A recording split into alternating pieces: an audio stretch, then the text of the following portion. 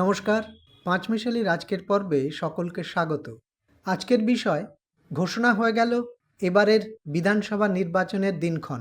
মুখ্য নির্বাচন জ্ঞানেশ কুমার জানিয়ে দিয়েছেন 2026-এর বিধানসভা নির্বাচন হবে দু দফায়। প্রথম দফার নির্বাচন 23শে এপ্রিল এবং দ্বিতীয় দফার নির্বাচন 29শে এপ্রিল। ভোট গণনা হবে 4 মে। ভোটের দিন ঘোষণার সঙ্গে সঙ্গে রাজ্যে লাগু হয়ে গেল আদর্শ আচরণ বিধি। ভোট ঘোষণা হলেও কমিশন কিন্তু বিবেচনাধীন 60 লাখ ভোটারদের ভবিষ্যৎ কী হবে তা নিয়ে নিশ্চিত করে কিছু জানায়নি। কমিশন পুরো বিষয়টি বিচার বিভাগীয় কর্তাদের ওপর ছেড়ে দিয়েছেন। তিনি জানিয়েছেন যেভাবে তারা নাম অন্তর্ভুক্ত করবেন সেই মতো সাপ্লিমেন্টারি লিস্ট প্রকাশিত হবে। ভোটের দিন ঘোষণাকে স্বাগত জানিয়েছেন বিজেপি নেতা সায়ন্তন বসু। সায়ন্তনবাবু, আজকে মুখ্য নির্বাচন কমিশনার রাজ্যের ভোটের দিন ঘোষণা করেছেন। আপনারা দাবি করেছিলেন এক দফা অথবা সর্বাধিক 2 দফায় ভোট করতে, তাই রাজ্যে 2 দফায় ভোট হচ্ছে। আপনার প্রাথমিক প্রতিক্রিয়া কি? ঠিকই আছে, 2 দফায় ভোট যখন হচ্ছে, যেটা ওনারা মনে করেছেন যে একটা প্যারামিলিটারি ফোর্সও পাওয়া যাবে, তখন 2 দফায় করা সম্ভব হয়েছে। 1 দফায় হতো অত প্যারামিলিটারি ফোর্স পাওয়া যেত না। আমি চিরকালই মনে করি যে 1 দফায় বা 2 দফায় যত কম পর্যায়ে ভোট হয় তত ভালো, কারণ তৃণমূলের গুন্ডারা তাহলে এদিক থেকে ওদিক যাতায়াত করতে পারে না, নিজেদের এলাকাতেই তারা ব্যস্ত থাকবে। তার জন্য ঠিক আছে, এটা স্বাগত করানোর মতোই সিদ্ধান্ত। রাজ্যে এবার প্রায় 80,719টি বুথ হবে। বুথে এজেন্ট দেওয়ার ক্ষেত্রে আপনাদের কোনো সমস্যা হবে বলে মনে হচ্ছে কি? না, পার্টি তো এজেন্ট দেবে, যেখানে যেমন সাংগঠনিক শক্তি আছে কম বেশি, সেখানে সেরকম এজেন্ট ভাবে তারা থাকবেন, তাতে অসুবিধা কিছু নেই। তৃণমূলের সন্ত্রাসকে আটকানো গেলে সব বুথেই এজেন্ট থাকবে বলে আমার মনে হয়। এবারের ভোটে আপনারা কিরকম ফল আশা করছেন? মোদিজি গতকালই রাজ্য সফর করে গেলেন, বহু কথা ঘোষণা করলেন। এতে কি আপনাদের দলের কর্মীরা আরো চাঙ্গা হবে? মোদিজির যে কোনো সভা, যে কোনো ভাষণ, যে কোনো তার অ্যাসেম্বলি সবসময় কর্মীদের চাঙ্গা করে। সেটা ভারতবর্ষের যে কোনো প্রান্তেই হোক, এখানেও হবে। আর সাধারণ মানুষ এখন তৃণমূলের বিরুদ্ধে আছে, কাজেই তৃণমূলের বিরুদ্ধে যখন আছে তখন দেখা যাক। তৃণমূলের বিরুদ্ধে থাকাতে তো মানুষ তৃণমূলের বিরুদ্ধেই ভোট দেবে বলে আমার মনে হয়। আপনাকে অনেক ধন্যবাদ আমাদের সঙ্গে কথা বলার জন্য।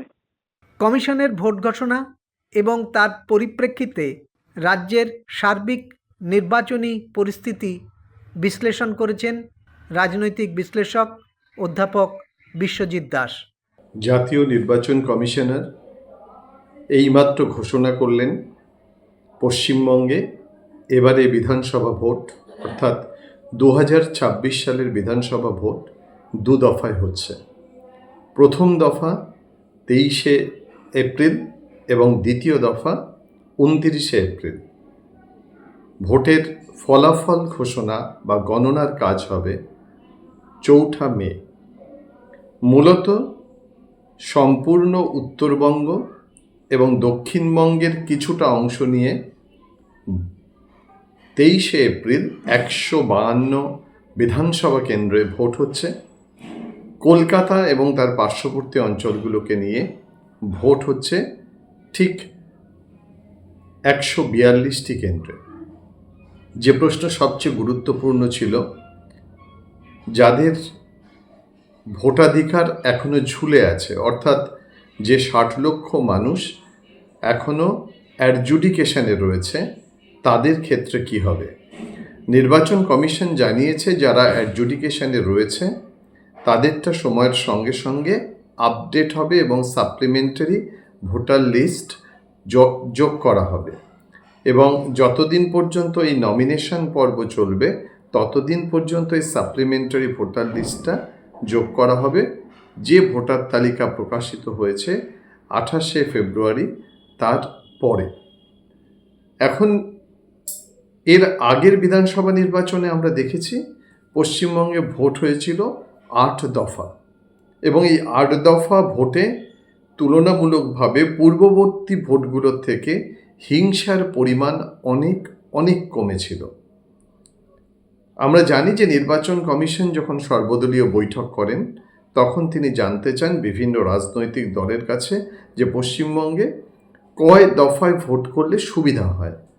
শাসক ছাড়া বিরোধী প্রত্যেকেই বলেন যে 1 বা 2 দফা, সবচেয়ে বেশি হলে 3 দফার ভোট। সেই মান্যতা দিয়েই, অর্থাৎ বিরোধী দল ভারতীয় জনতা পার্টি তার কথা মতো, তাদের কথার মান্যতা দিয়েই এবার পশ্চিমবঙ্গে 2 দফার ভোট হচ্ছে।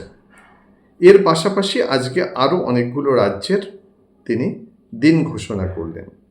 আসামে ভোট হচ্ছে 9 এপ্রিল, কেরালায় ভোট হচ্ছে 9 এপ্রিল, পন্ডিচেরিতে ভোট হচ্ছে 9 এপ্রিল। প্রত্যেকটি কিন্তু 1 দফায় ভোট হচ্ছে, যেখানে আসামে মোট বিধানসভার সংখ্যা 126, কেরালাতে 140, এবং ভোটের ফল ঘোষণা হচ্ছে 5টা বিধানসভারই, মানে যে 5টা রাজ্যে বিধানসভা নির্বাচন হচ্ছে তাদের 4 মে ভোটের ফল ঘোষণা হচ্ছে। তার মধ্যে আসাম, কেরালা, পন্ডিচেরি, তামিলনাড়ু এবং পশ্চিমবঙ্গ রয়েছে। এখন আরেকটি তাৎপর্যপূর্ণ প্রশ্ন, যে পশ্চিমবঙ্গে কি তাহলে এবার আমরা হিংসা মুক্ত ভোট দেখতে পাব? এটাই সব থেকে বড় চ্যালেঞ্জ নির্বাচন কমিশনের কাছে। যেহেতু 23 তারিখ অর্থাৎ 23শে এপ্রিল দার্জিলিং, কালিম্পং, জলপাইগুড়ি, শিলিগুড়ি, মালদা, মুর্শিদাবাদ, পশ্চিম বর্ধমান, বাঁকুড়া, পুরুলিয়া, পশ্চিম মেদিনীপুর, এই বিস্তীর্ণ এলাকায় ভোট হচ্ছে, এবং জঙ্গলমহলের ভোটটাও কিন্তু 23 তারিখে হচ্ছে।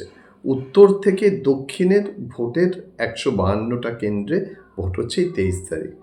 আর কলকাতা, হাওড়া, হুগলি, উত্তর 24 পরগনা, দক্ষিণ 24 পরগনা, পূর্ব মেদিনীপুর, এই আসন, নদিয়া, এই আসনগুলির ভোট হচ্ছে 29 তারিখ। এখন জিওগ্রাফিক্যালি এত বিস্তীর্ণ এলাকা, অর্থাৎ উত্তর থেকে দক্ষিণ যদি দেখেন যে কিলোমিটার হিসাবে, একটা বড় দূরত্বের ভোট একদিনে। সেখানে কেন্দ্রীয় বাহিনী থাকবে, রাজ্যের পুলিশ প্রশাসন থাকবে। হিংসামুক্ত ভোট করাটাই এখন নির্বাচন কমিশনের কাছে সব থেকে বড় চ্যালেঞ্জ। দেখুন, যদি বলি শুধু হিংসামুক্ত ভোট করা চ্যালেঞ্জ, তাহলে ভুল হবে। হিংসামুক্ত ভোট করতে হবে এবং ভোট পরবর্তী হিংসাটাকেও বন্ধ করতে হবে। দুটো চ্যালেঞ্জ নিতে হবে নির্বাচন কমিশনকে। আর এছাড়া গণতান্ত্রিকভাবে এটা বলাই যায়, যদি যাদের অ্যাডজুডিকেশনে আছে তাদের একজনও বাদ যায়, যদি সমাধান হওয়ার আগে ভোট হয়, তাহলে তার দায় নির্বাচন কমিশনকে নিতে হবে।